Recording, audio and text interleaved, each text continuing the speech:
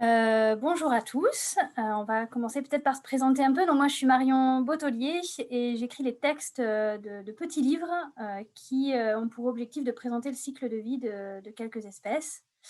Voilà, et je suis écologue de formation et plutôt, botaniste. Et moi, je suis Serge Muller. Donc moi, mon boulot, c'est d'illustrer les histoires de Marion. Et au niveau professionnel, je suis enseignant-chercheur à l'Université de Montpellier. J'enseigne la botanique et l'écologie. Et illustrer ces livres, c'est une manière de divulguer, de diffuser, de vulgariser la connaissance, et notamment auprès des enfants. Donc là, ce qu'on vous propose, c'est, de vous présenter, nos livres et du coup de s'appuyer sur quelques images, puisque comme c'est des albums, les images sont, importantes, dans nos livres. Voilà, donc on va faire un partage d'écran.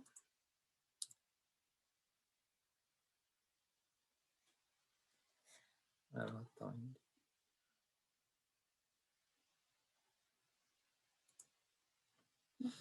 Voilà, donc là, vous avez la couverture de notre premier livre, qui est un album accessible pour les enfants dès 3 ans, même un petit peu avant, en fonction de la sensibilité des enfants au livre, et qui a été édité par les écologistes de Leuzière, qui est une association de sensibilisation à la nature, d'éducation à l'environnement. Donc les écologistes de Leuzière, ils ne publient pas que des livres pour la jeunesse. Donc voilà, c'est juste pour vous illustrer un peu la diversité des livres qui peut être édité par cette association. Ça va de très beaux livres basés sur des photos pour la découverte de la faune et de la flore, à des livres d'accompagnement pour faire de l'animation dehors, des guides d'identification, c'est assez varié. En tout cas, depuis 2 ans, l'association a décidé de lancer une nouvelle collection à destination de la jeunesse. Et les 2 premiers ouvrages de la collection sont une libellule à pondu qui est déjà disponible et un deuxième ouvrage qui s'appelle Une graine à germer, qui va sortir, être disponible d'ici 3 à 4 semaines. Voilà. Le principe de ces ouvrages, c'est que chaque ouvrage décrit le cycle de vie d'une espèce, donc soit la libellule, soit le myosotis dans le cas du deuxième livre. Et ce cycle de vie avec le même départ et la même fin. Pour renforcer le côté un peu cyclique justement de ces cycles de vie, le principe de la collection qui s'appelle Vice versa, c'est de pouvoir lire les livres dans les deux sens, ce qui veut dire que quand on a fini l'histoire dans un sens, on peut retourner le livre et lire l'histoire à l'envers. Du coup, là, vous avez deux images, la même image en fait, mais retournée de 180 degrés. Voilà. Donc là, pour vous présenter un peu mieux le principe du livre, je vais vous lire un petit extrait du livre sur la libellule. Voilà, donc ça c'est la première image du livre, l'image de départ, qui raconte le premier moment, le premier instant du cycle de vie, le moment où l'œuf est déposé dans l'eau. Donc le premier jour de l'été, une libellule a pondu. Et au début du mois d'août, un œuf a éclos et une minuscule larve est née.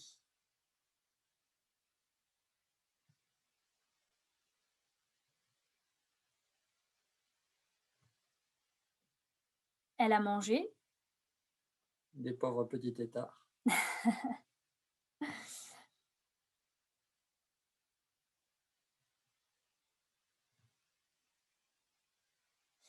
elle a mué plusieurs fois,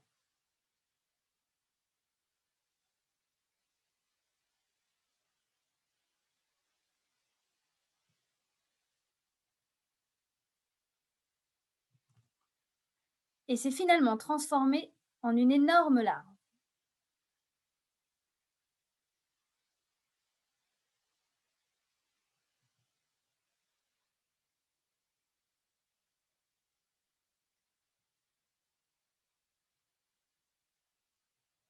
Au printemps de la deuxième année, la larve est sortie de l'eau.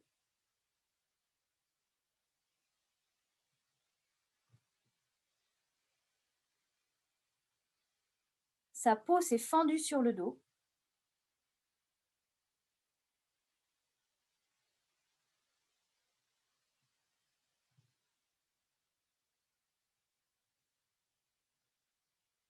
et une jeune libellule a émergé de son exuvie. Donc, ce qu'on appelle l'exuvie, c'est l'enveloppe de la larve qui reste présente dans la végétation et qui est vide une fois que la libellule a émergé. Quelques heures plus tard, la libellule adulte s'est envolée.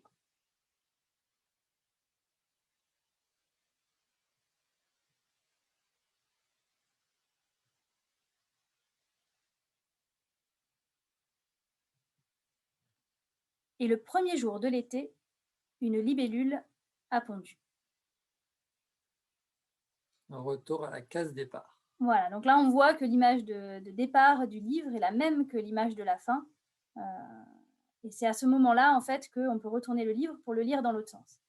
Alors pour essayer de guider un peu cette lecture qui est assez inhabituelle dans les livres et encore plus, qui est assez inhabituelle dans les livres en général, il y a 2 petits personnages en fait qui sont présents au début et à la fin du livre, donc soit l'un soit l'autre, qui sont deux professeurs, donc Émile Euzière ou Églantine Zière, pardon, et qui par des petites bulles en fait précisent le moment où, de manière un peu ludique, le moment où on peut retourner le livre. Et là, voilà, si vous voulez faire le test avec nous de ce que ça donne quand on retourne le livre, si on repart à la dernière image de la première lecture dans le premier sens, et le premier jour de l'été, une libellule a pondu. À ce moment-là, avec Églantine, on retourne le livre. Forcément, du coup, les éléments changent de place. La libellule qui était à droite se retrouve à gauche. Et on redémarre dans l'histoire. Le premier jour de l'été, une libellule a pondu. Parce que 2 libellules se sont accouplées.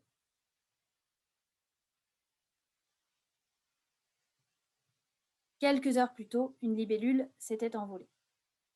Voilà, donc l'idée, c'est que quand on lit l'histoire dans l'autre sens, on a un lien de causalité qui apparaît, qui n'était pas présent dans le premier sens, parce que le premier sens est le sens chronologique, on va dire, classique. Le deuxième sens, c'est antéchronologique, donc avec un lien de causalité. On a également inclus dans les livres, parce que ça nous semblait assez important, une petite page d'explications, de caractéristiques ou d'anecdotes sur les espèces ou les groupes auxquels ils appartiennent, voilà, d'informations scientifiques sur ces espèces, toujours illustrées. Donc là, on a appelé ça le mot de la prof ou le mot du prof en fonction du petit personnage qui accompagne ces éléments. Notre petit côté scientifique qui ressort. Voilà, et là, je vais laisser Serge, du coup, vous parler un peu plus en détail des dessins et des choix qu'on a fait pour ces dessins. Alors, au niveau déjà de la forme de l'illustration, on a choisi de faire des dessins réalistes, ce qui est également assez inhabituel pour des livres pour enfants. Alors là, l'objectif était surtout d'amener les enfants, enfin, ou en tout cas les lecteurs, à observer et à pouvoir reconnaître les éléments qui sont illustrés de manière donc du coup réaliste, à pouvoir les reconnaître et les observer dans la nature. Donc une invitation à observer et à contempler. Et le fait que les livres se retournent a amené un certain nombre de contraintes au niveau de la conception des images. Alors pour le premier livre qui concerne une espèce dont la larve est aquatique, le fait qu'on ait la présence d'eau libre permettait de jouer sur les reflets et avec les reflets, obtenir des images qui puissent se retourner. Alors il y a quand même quelques contraintes qui sont liées à cette représentation avec les reflets. Déjà les reflets, il faut qu'ils soient absolument identiques à l'image, à l'objet qui est au-dessus de l'eau. Et il ne faut pas que les objets se recouvrent. On a sur l'image que l'on voit ici, on a 2 plans, enfin on a plusieurs plans même, mais on a un premier plan avec cette renoncule à fleurs blanches et on a un arrière-plan avec ces morceaux de bois qui émergent de l'eau. Si les renoncules empiétaient sur les morceaux de bois, on verrait, on ne pourrait pas retourner l'image, le premier plan resterait un premier plan. Or, quand on retourne l'image, en fait, on inverse les plans et ce sont les morceaux de bois qui passent en premier plan et les renoncules en arrière-plan. Du coup, il a fallu jongler, positionner les objets de manière à ce qu'ils ne se recouvrent pas. Une autre contrainte a été de déformer la réalité. Le reflet, en effet, n'est pas identique à l'objet qui est au-dessus de l'eau. Là, les objets sont vus par-dessus. Il y a une sorte de plongée, notamment pour la renoncule. Le reflet devrait montrer normalement le dessous de la renoncule, devrait montrer les faces inférieures des pétales. Et si jamais j'avais fait un reflet réaliste, l'image n'aurait pas pu se retourner. Donc pour pouvoir la retourner, j'ai triché avec la réalité et j'ai représenté 2 fois une libellule vue par-dessus. Ce qui, en fait, quand on regarde l'image assez rapidement, n'est pas trop choquant. Mais en fait, quand on s'y attache un petit peu, on peut voir ces petits défauts, mais qui sont liés au fait que les images doivent se retourner. Alors, une autre façon d'avoir des images qui puissent se retourner, c'est de les observer à la verticale, en plongée. Alors, c'est le choix qui a été fait pour cette image-ci, où on a également plusieurs plans. Le premier plan, c'est la surface de l'eau, qui correspond au blanc de la feuille de papier. Et on aperçoit le fond de la rivière uniquement dans l'ombre de la branche d'arbre qui est représentée ici, qui est un aulne dont 2 feuilles flottent à la surface de l'eau et créent des rides qui viennent perturber la visibilité en bas à droite de l'ombre de la branche. Voilà, et donc du coup, dans l'ombre de la branche, on aperçoit les éléments qui nous intéressent, qui sont aquatiques, avec la larve, les têtards et puis quelques plantes aquatiques qui les entourent. Alors pour tout ce travail, je me suis basé sur une iconographie et pas mal de sources. J'ai cherché beaucoup d'images dans des livres, sur Internet, mais j'ai également pris un grand nombre de photos. Alors pour la libellule, ça a été surtout dans les livres et sur Internet. Par contre, pour l'histoire sur le myosotis, là, j'ai travaillé sur des rochers moussus que j'ai photographiés pendant plusieurs mois pour avoir des différentes périodes de représentées entre le printemps et l'automne, l'hiver, l'été. Des météos différentes, des périodes de pluie, des périodes de soleil, et puis des lumières différentes aussi au cours des journées, avec des lumières de matin, des lumières de midi qui écrasent les couleurs et qui enlèvent les ombres, et puis des lumières du soir. Et le but, c'était de rendre ces ambiances dans le livre et de voir le temps qui s'écoule avec les lumières qui changent, avec les couleurs des plantes. Les mousses en particulier sont plus vertes lorsque le temps est humide, elles sont plus marron, plus brunes lorsque le temps est sec. Voilà, et puis les petites plantes grasses là, que l'on voit à l'écran, ce sont des orpins qui rougissent pendant l'automne et qui redeviennent plus verts pendant l'été ou le printemps. Voilà, donc j'ai suivi une petite zone, puisque le livre, en fait, parle de l'évolution d'une petite plante, de l'histoire d'une petite plante qui ne bouge pas. Donc le livre est très statique. On a juste un petit périmètre de quelques décimètres de côté qui est suivi pendant une année. Alors, on a bougé d'une manière verticale en faisant des zooms pour voir en détail certains aspects lorsqu'on en a besoin et prendre un peu de recul à d'autres. Mais sinon, du coup, les images sont toujours vues de la même manière, donc là, en plongée. Alors, à partir de ces images, j'ai réalisé des croquis. Alors là, on a un croquis déjà un petit peu avancé qui a commencé à être aquarellé. Ces croquis je les ai envoyés à une graphiste qui a travaillé avec nous sur ce projet et qui a travaillé également sur le livre de la libellule et qui a travaillé sur l'insertion des textes à l'intérieur des images et sur un moyen de rendre le livre plus vivant, de créer, d'intégrer le mieux possible en fait les textes aux images. Alors dans la libellule, vous avez sûrement vu qu'il y avait un tiret, une ligne en tiret qui guide la lecture de page en page. Sur le Myosotis, le choix a été différent. Il a été d'insérer les textes à l'intérieur des images.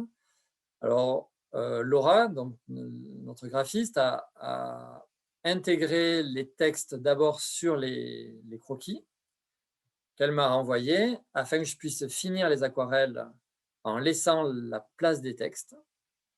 Alors ici, cette image montre le petit périmètre que l'on a suivi après une pluie ou un matin avec la rosée. Et une fois que l'aquarelle était terminée, je la renvoyais à Laura qui insérait les textes définitifs à l'intérieur de l'image, d'un côté et de l'autre.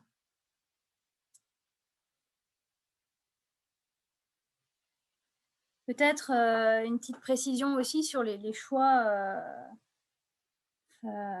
littéraires, en tout cas, qu'on a fait, c'est qu'on a fait le choix aussi de ne pas personnifier les espèces dont on parle. Elles n'ont pas de nom, elles ne se comportent pas comme des humains, elles ne parlent pas, voilà, de les laisser dans leur environnement et avec leurs entre guillemets propriétés, mais de ne pas leur attribuer des propriétés qui sont plutôt des propriétés humaines. Mais par contre, donc ça, c'est plutôt le choix d'un parti pris plus documentaire, mais de rester sur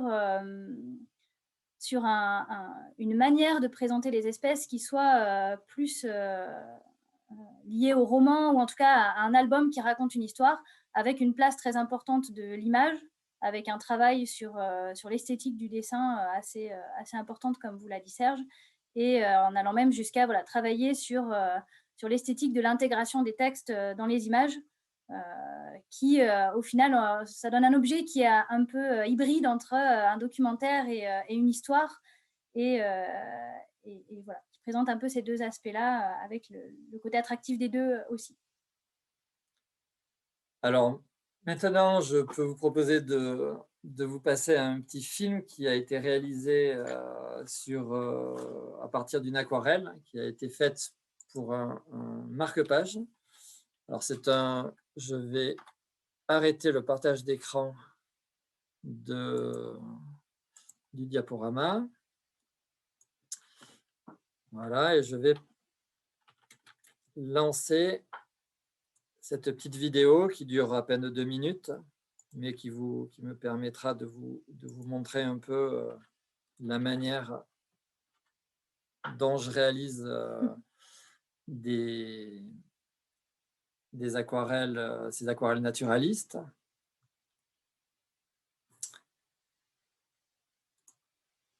Voilà.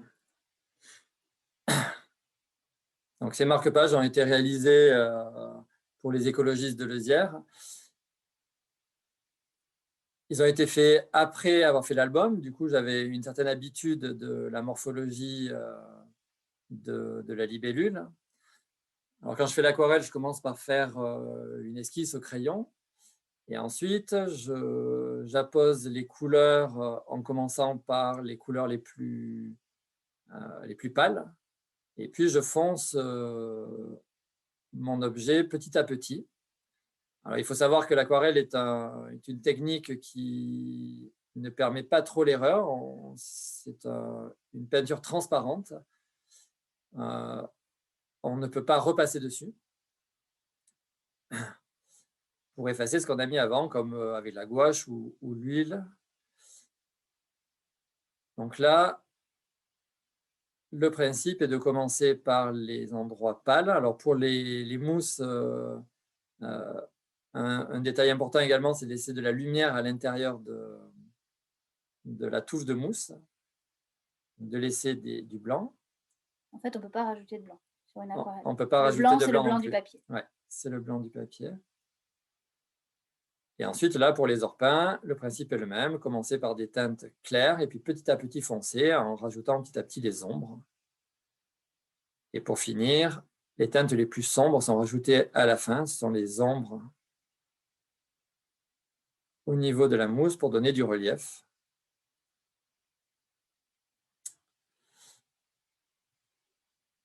Voilà, cette petite vidéo est terminée. Après, là, ça va vite, mais peut-être pour donner une idée du temps réel de réalisation d'une aquarelle de cette taille. Oui, ça, c'est une aquarelle qui me demande autour d'une demi-heure à réaliser.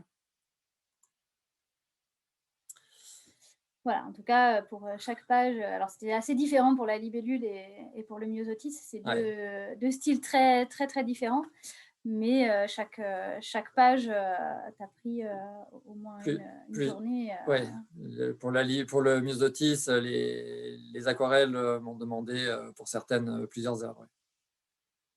Alors, il y avait énormément de détails, notamment au niveau des insectes et puis des plantes également. Ouais.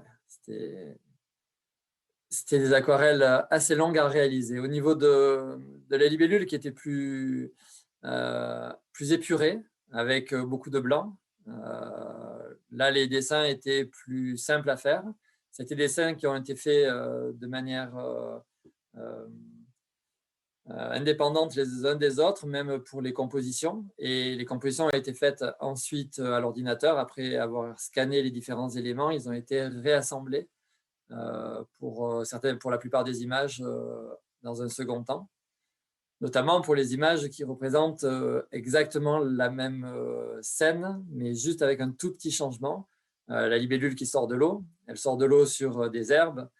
Là, il y a eu de la composition faite à l'ordinateur pour garder un certain nombre d'éléments qui soient stables et qui ne bougent pas en fait, au niveau de l'image. Voilà. Et après, au niveau du texte, c'est très variable, enfin, c'est assez variable d'un album à l'autre, ou d'une page à l'autre. On a parfois des textes qui sont les mêmes ou presque les mêmes dans un sens ou dans un autre de la lecture. Et on a parfois, au contraire, des textes qui sont différents dans un sens ou dans un autre. C'est-à-dire qu'on a un sens qui apporte des détails avec un regard plus spécifique sur certains éléments de l'image. Voilà, ça, c'est assez variable d'une page à l'autre et surtout d'un album à l'autre. Voilà. Alors, on me demande combien de temps on a mis pour écrire un livre. Globalement, la conception du livre, depuis l'idée jusqu'à l'objet final, en tout cas avant impression, il nous faut une année, une petite année, parce qu'il faut savoir qu'on écrit une première version des textes, on fait des allers-retours entre nous aussi. Serge travaille un peu sur les textes aussi, je ne les fais pas toute seule. On fait des allers-retours avec l'éditeur aussi. Avec l'éditrice, ouais.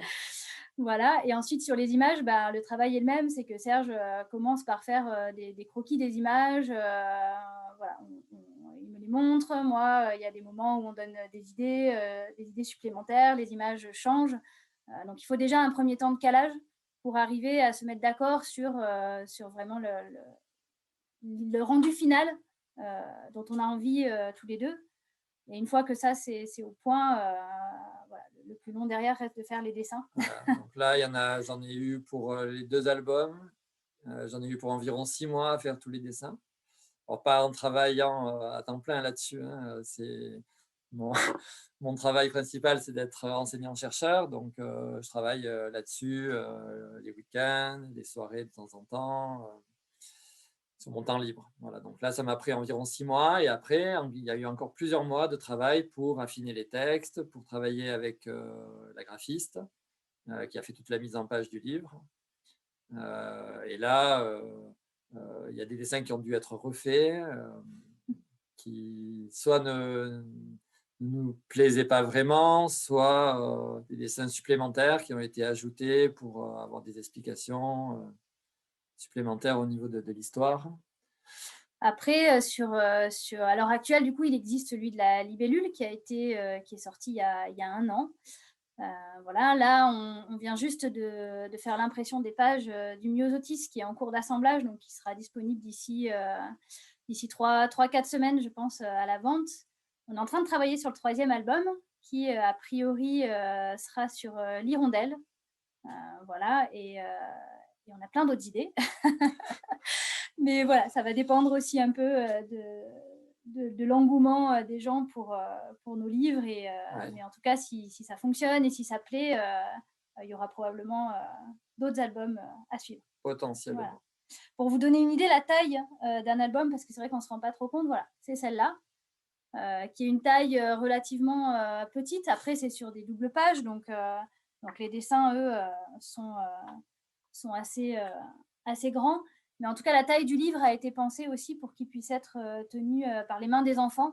L'idée, c'était aussi que les enfants puissent le manipuler seuls et pas de difficulté à retourner le livre. Si on a un album trop grand, après, le fait de retourner le livre devient un peu compliqué.